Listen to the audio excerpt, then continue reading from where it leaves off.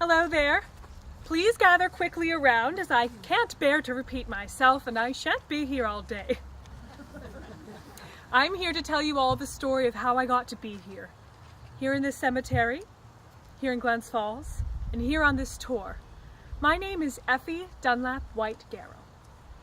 My mum was a Lorimer, and she traveled steerage in 1871 with her own mum when she was just 6 years old. They sailed from Ireland on the steamer City of Antwerp, hopeful immigrants on their way to the gold-paved streets of America. None of this could have been easy, especially at a time where the Irish were regarded in America as bumbling, erratic, and pugnacious, not to mention drunks. My mother and grandmother were hoping to find their place in a post-Civil War era nation desperate to rebuild. My resilient Irish roots provided me with strength over the many years, particularly during the moments of chaos that often occurred in my life and marriages. I was born in 1884 to Mary Dunlap and to Simeon Dunlap, and I'll always remember my dad as a hero in my life. My dad worked for the railroad, helped his neighbor in any way he could, and had the most glorious mustache. Once, right after my 20th birthday, he even saved someone's life. He and a friend were doing work in a cellar in Cooper Street in Glens Falls, and one day the friend failed to show up to work. My father knew that his friend lived alone and he worried that he might be ill. When he arrived at the man's house, he found him unconscious from coal gas poisoning. Like I said, my dad was my hero. But if he was hopeful for a son to follow in his footsteps, he may have been disappointed when I was born, followed 3 years later by my sister Leah. Another 2 years brought us another sister, Jenny, and 5 years after that brought us my fourth sister, little Celia, in 1894. I was wed in my early 20s to Henry C. White, and in 1907 we welcomed one perfect baby into the world, whom we named Evelyn Francis.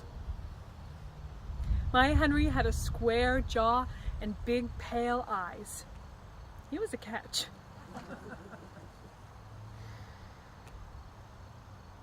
We three lived together very happily in our home on Hoyt Avenue in Glens Falls. But unfortunately, before Evelyn was even 2, my Henry died after falling from a power pole while he was working for Glens Falls Gas and Electric in 1908. My sister Jenny married a man named William Garrow, and in 1910 he became my brother-in-law twice when I married his brother, Fred Garrow. Fred could understand my American acclimated family, as he too was a transplant, although he was a French one from Canada. The three of us lived together on First Street in Glens Falls, and Fred worked for the fire department, officially starting in April before we were wed. Now, in those days, the fire department used horse carts with long, heavy chains, and Fred lost a thumb to the chains. That was his worst, but certainly not only injury in his many years of service. He received many mentions in the newspaper detailing narrow escapes, cuts, bruises, burns, and fractures. And when he wasn't in the newspaper for his misadventures, he was in the newspaper for his silliness. For instance, there was an article in the paper about us going on our vacation to Big Bay, where we enjoyed fishing and boating, and his over-the-top fishing competition he had with a friend. Another mention was for a water fight that he participated in that completely packed Union Square in Glens Falls. I swear, that man was ruled by his silliness. For instance, he told our granddaughter that he didn't have a thumb because as a baby she had bitten it off. He also seemed to be under the impression that I would allow him to continue practicing Catholicism. So silly of him.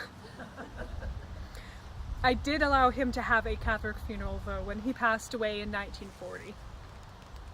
30 years of marriage had turned me soft, I suppose. I spent the remainder of my life until 1946 on our home on First Street. I spent time with my daughter, Evelyn, and her husband, Gordon Murray. and my granddaughter, Mary Lou. And thankfully, the three of them stayed close to me in Glens Falls. Now, I had many ups and downs in this fine city. And my family history is etched into the base of the Adirondack Mountains that flows through the waters of the Hudson. We've left our mark on fire stations, railroads, electric poles, and so much more.